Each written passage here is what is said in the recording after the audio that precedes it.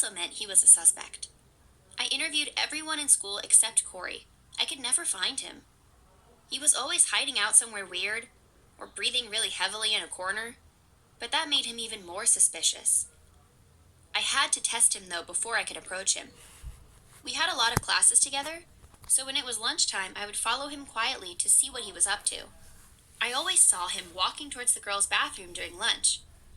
I rushed over to the girls' bathroom and checked the camera. It was gone. He must have taken it to switch out the tapes.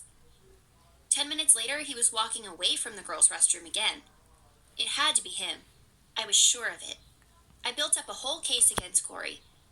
I wrote down all kinds of notes about Corey's timelines, his school schedule, when I last saw him. As you can imagine, I wasn't doing very much studying. I was so obsessed with nailing the school pervert that I completely forgot about my grades. I found out later that he left to go on vacation with his family for a week.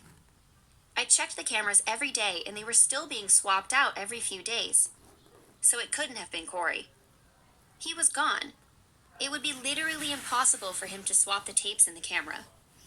Who could it be then? I wasn't ready to give up yet.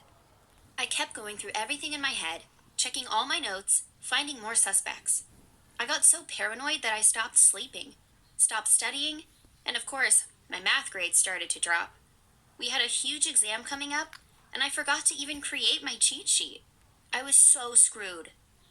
I felt so overwhelmed myself with trying to catch the school pervert. A week passed, and still no leads. Oh yeah, and no studying. And guess what?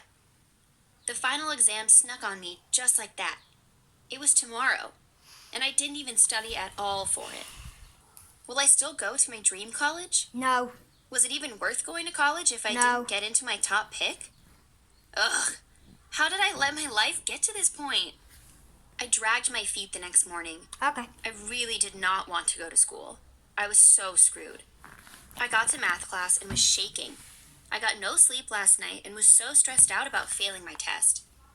Right before the test, though, my name got called on the PSA.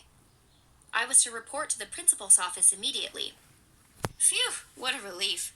Whatever the principal wanted could not be worse than this. I got to the Principal Jean's office and sat down across from him. He had a stern look on his face. He said, "Clara, you're in big trouble." My face dropped. What could I possibly be in trouble for? I played it cool and asked him, "What do you mean?" Principal Jean responded and said, "We caught you cheating on your math tests." I looked at him and played innocent and asked him, "What? Do you have any proof of that? Or are you just making false accusations?" He reached into his drawer, and guess what he took out? The video camera. He had put the video camera in the girls' bathroom to catch me in the act. It was meant for me this whole time. I was absolutely shocked, horrified, and pretty disgusted. He had a smug look on his face because he knew he caught me red-handed. He threatened to tell all the colleges that I applied to and the entire school about my dark secret. I was so screwed.